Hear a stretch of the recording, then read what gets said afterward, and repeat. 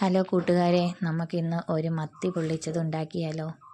എൻ്റെ വീഡിയോ ഇഷ്ടമാവുകയാണെങ്കിൽ സബ്സ്ക്രൈബ് ചെയ്ത് ലൈക്ക് ചെയ്ത് ഷെയർ ചെയ്ത് കമൻറ്റ് ചെയ്ത് എന്നെ കൂട്ടാക്കണേ.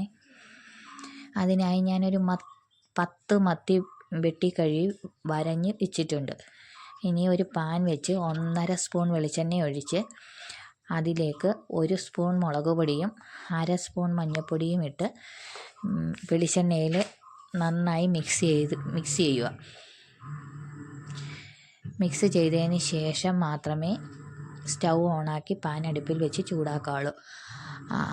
ചൂടാക്കി ആ മുളക് പൊടിയും മഞ്ഞൾപ്പൊടിയുടെയും പച്ചമണം മാറുന്നത് വരെ ചൂടാക്കി എടുത്തതിന് ശേഷം നമ്മൾ ചതച്ച് വെച്ചേക്കുന്ന 1 സ്പൂൺ ഇഞ്ചിയും വെളുത്തുള്ളി പേസ്റ്റ് അതിൽ ചേർത്ത് നന്നായി വഴറ്റിയതിന് ശേഷം അത് ഒന്ന് വഴണ്ട് വരുമ്പോഴത്തേക്കും പൊടിയായി അരിഞ്ഞു വെച്ചിരിക്കുന്ന ഒരു സവാള ഇതിലേക്ക് ചേർത്ത് നന്നായി വഴറ്റിയെടുക്കുക.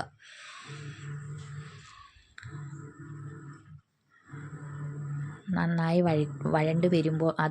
വഴണ്ട് വരുമ്പോഴത്തേനും ഒരു 1.5 സ്പൂൺ ചില്ലി ഫ്ലെക്സും ചേർത്ത് ആവശ്യത്തിന് ഉപ്പും 1 സ്പൂൺ മഞ്ഞൾപ്പൊടിയും ചേർത്ത് നന്നായി മിക്സ് ചെയ്ത് വയ്ക്കുക.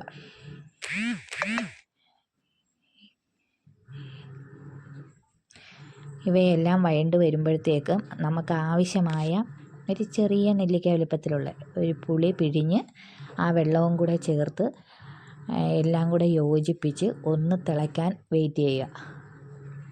അതിന് ശേഷം നമ്മൾ ആവശ്യത്തിന് ഉപ്പും ചേർത്തതിന് ശേഷം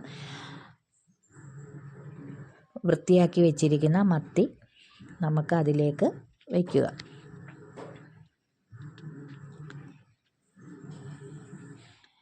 അങ്ങനെ ഒരു സൈഡ് മത്തി റെഡിയായിട്ടുണ്ട്.